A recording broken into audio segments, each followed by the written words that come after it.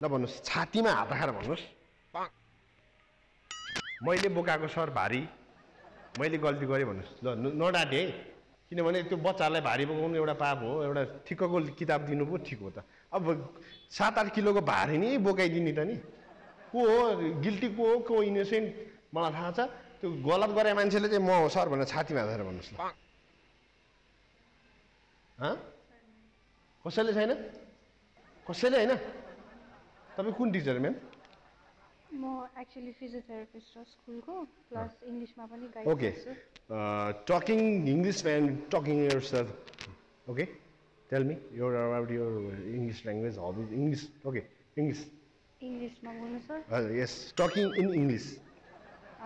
My name is Cindy Rai and I live in Satobato and अलि फास्टमा बोल्नुपर्छ है यो पढाउँछु यो इंग्लिशमा टकिङ इंग्लिश फास्टमा My name is Cindy Rai and I live in Satobato and I am the physiotherapist of this institute. मिलेन तपाईको इंग्लिशको यी पनि मिलेन होला के बोले यस्तो नि हुन्छ इंग्लिश मिल्यो त म्याम मिलिरहेछ उहाँको मिलिरहेछ हजुर तपाईँ बोल्नु त एकचोटि My name is Hiraz Pedi. I live in Satobato. तपाईको झन् मिलेन म्याम उहाँको भन्दा त तपाईको झन् के इंग्लिश पनि यस्तो हुन्छ हजुर सिकाइदिनु न त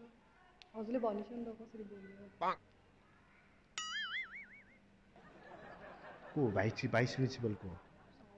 अनि किन फेरि बढी त्यही त म माथिबाट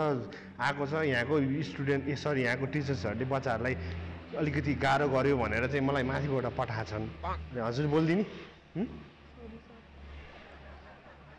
म्याम प्रिन्सिपल म्याम म म्यामलाई बोलाएर तपाईहरुलाई पनिशमेन्ट दियो है मलाई थाहा छ है म्याम